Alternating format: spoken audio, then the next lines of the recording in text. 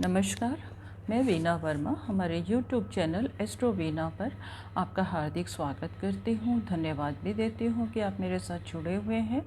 और आजकल हम चर्चा कर रहे हैं कि सितंबर का महीना अलग अलग राशियों के लिए कैसा रहेगा, क्या क्या अपॉर्चुनिटीज़ मिलेंगी, किस तरह से हमें सावधान रहना चाहिए और क्या उनके हेल्थ इश्यूज़ रहेंगे, कैसा फाइनेंस रहेगा, इसी के बारे में हम चर्चा कर रहे थे। तो आज हम चर्चा करेंगे तुला राशि के बारे में। तुला राशि के जातकों के साथ सितंबर में क्या होने वाला है, क्या उनकी अपॉर्चुनिटीज़ रहेंगी, क्या वो हासिल करेंगे।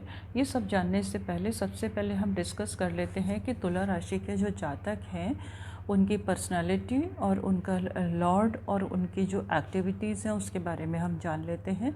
तो सबसे पहले हम बताते हैं कि तुला जो है साइन, जो आप खुद समझ सकते हैं देख के कि एक स्केल का साइन है और इसका जो अधिपति स्वामी है वो शुक्र है। तो शुक्र वैसे ही बहुत क्रिएटिव होता है, बहुत कुछ करने की कोशिश करता है, कभी भी शांत नहीं बैठता।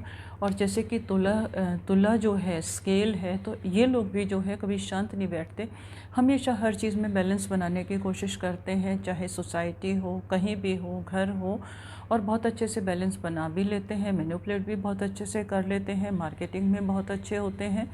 तो ये ऐसा इनका एक व्यक्तित्व होता है। इसका राशि का स्वामी जो है वो शुक्र है। शुक्र बहुत क्रिएटिव होता है और ये आर्ट से रिलेटेड चीज़ें पसंद करता है और इस तरह के कामों में इन्हें सफलता भी मिलती है।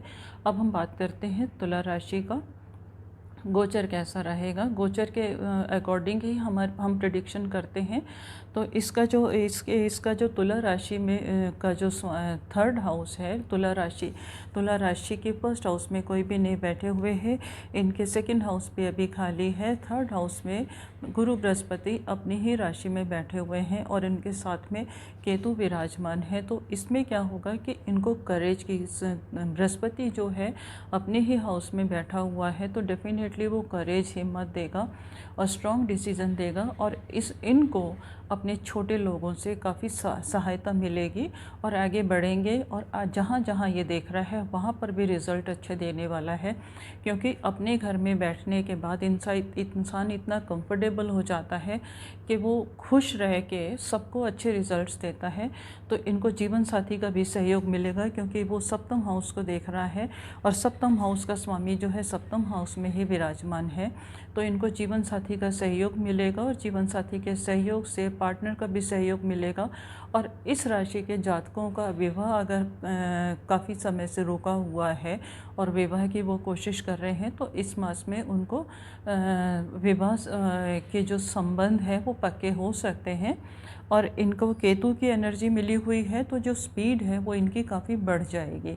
किसी भी केतु और राहु ऐसे प्लैनेट्स हैं वो जिसके साथ बैठते हैं उसकी एनर्जी को बूस्ट करते हैं, तो इनको अच्छी एनर्जी मिलने वाली है।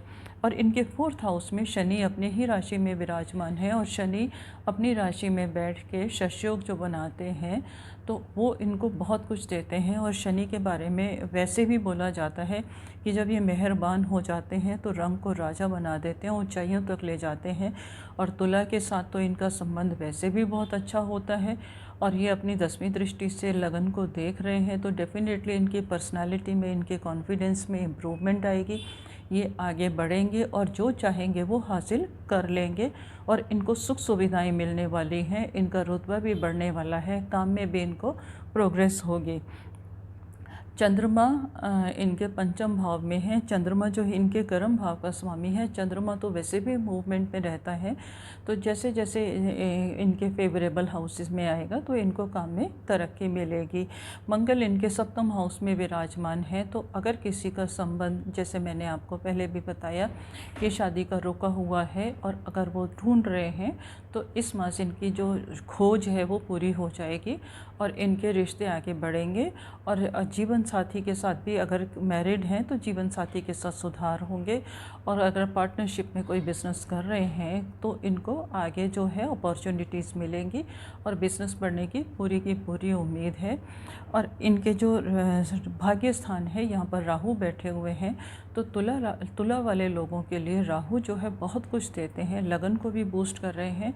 तो इनको जो है एनर्जी जो है इनकी बढ़ती चली जाएगी और जो ये चीज़ चाहेंगे वो हासिल कर लेंगे, क्योंकि राहु जो है कभी भी शांत नहीं बैठता, ना तो खुद शांत बैठता है, ना दूसरों को बैठने देता है, और हमेशा इसकी कोशिश रहती है कि मैं कुछ ना कुछ हासिल करूं।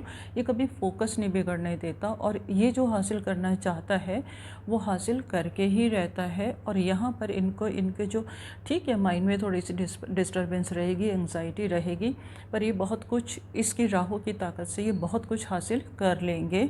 और शुक्र जो है इनके 10th हाउस में बैठे हुए हैं, कर्क राशि में बैठे हुए हैं, तो व्यापार में, काम में, नौकरी में इनकी तरक्की की पूरी उम्मीद है। नौकरी पेशा लोगों को तरक्की मिलेगी।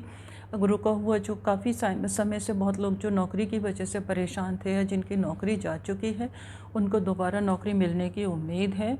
और अगर किसी की प्रमोशन रुकी हुई है और पहले जैसे काफ़ी समय से लोगों को सैलरी वगैरह कम मिल रही थी तो उसमें इनको सुधार आएगा और इनकी जो फिनेंशियल पोजीशन है वो सुधर जाएगी। और सूर्य जो है इनके 11th हाउस में बैठे हुए हैं, तो 11th हाउस का लॉर्ड 11th हाउस में ही बैठा हुआ है, तो इनको मान सम्मान भी मिलेगा, प्रतिष्ठा भी मिलेगी, ऑफिस में पोजीशन भी मिलेगी, गुरु की दृष्टि से है। तो अगर इनकी कोई प्रमोशन रुकी हुई है तो वो डेफिनेटली इस महीने इनको मिल जाएगी। बुध जो है इनके द्वादश भाव में विराजमान होने वाले हैं, तो खर्चों की इनकी अधिकता रहेगी, समीप दूर की यात्राएं रहेंगी। और अगर इनका काफ़ी समय से जो प्लान है, जो यात्राएं इनकी रुकी हुई थी, कहीं जाना चाह रहे थे, तो वो इस महीने इनका पूरा हो जाएगा। खर्चों की भी अधिकता रहेगी और ये विलासिता के सामान पर बहुत अधिक खर्च करने वाले हैं, तो थोड़ा सा सलाह यही रहेगी कि जो भी खर्च करें सोच समझ के खर्च करेंगे तो इनके लिए बहुत अच्छा रहेगा।